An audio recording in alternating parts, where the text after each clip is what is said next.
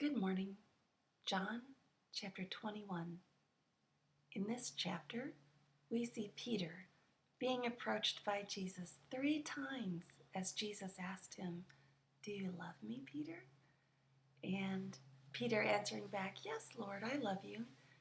And if you know the words that are used in the Greek language when this was being written, we see that the Lord was really asking Peter, "Simon, do you love me more than these?" Meaning, do you love me with an all-consuming devotion that rules out all other loves?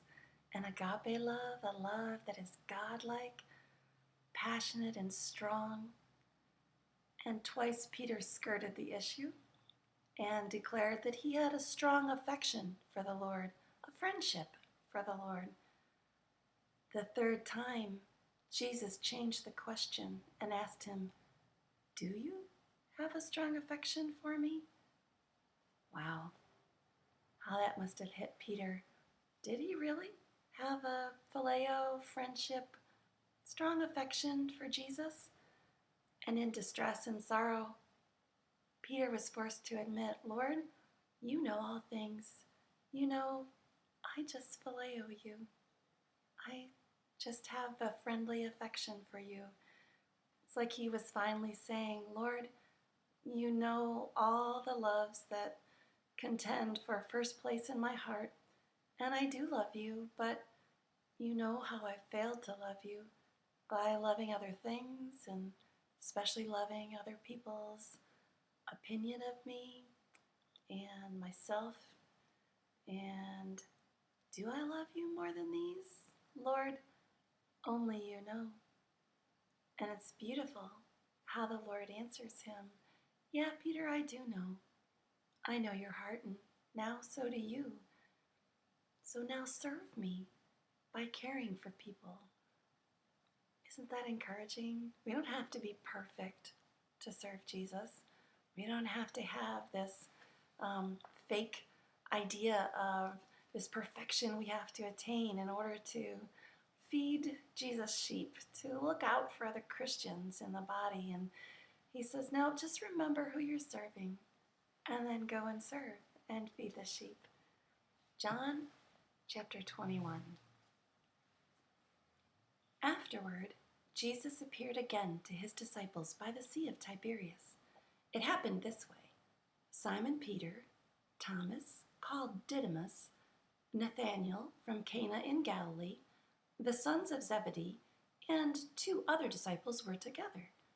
"I'm going out to fish," Simon Peter told them, and they said, "We'll go with you." So they went out and got into the boat, but that night they caught nothing. Early in the morning, Jesus stood on the shore, but the disciples did not realize that it was Jesus. He called out to them, "Friends, haven't you any fish?" "No," they answered. He said, "Throw your net on the right side of the boat, and you will find some." When they did, they were unable to haul the net in because of the large number of fish. Then the disciple whom Jesus loved said to Peter, "It is the Lord." As soon as Simon Peter heard him say, "It is the Lord," he wrapped his outer garment around him, for he had taken it off, and jumped into the water. The other disciples followed in the boat, towing the net full of fish, for they were not far from the shore, about 100 yards. When they landed, they saw a fire of burning coals there with fish on it, and some bread.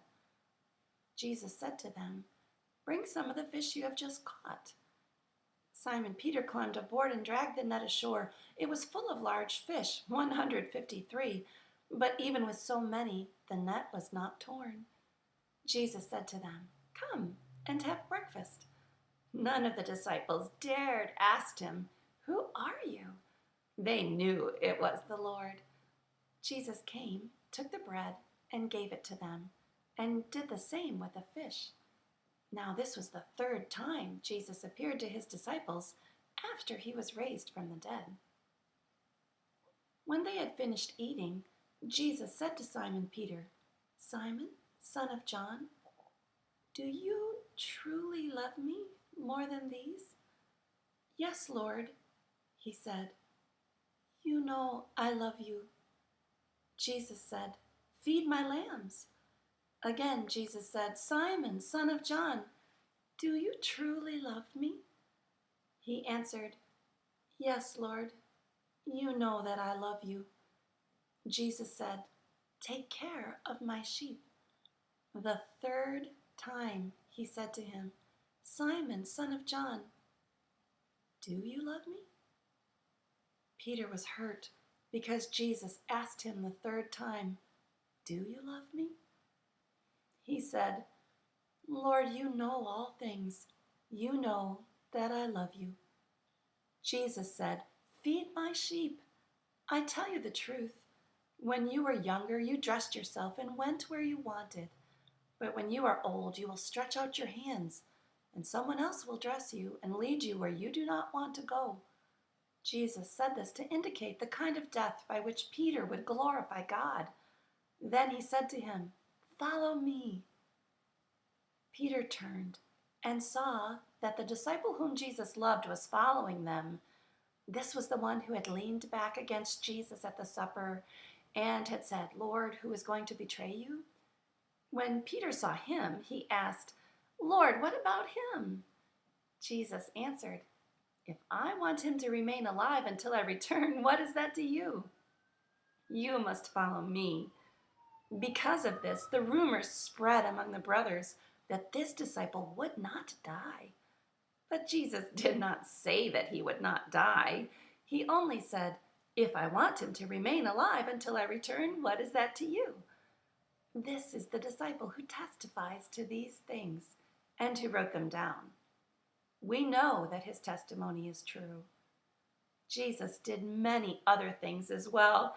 If every one of them were written down, I suppose that even the whole world would not have room for the books that would be written.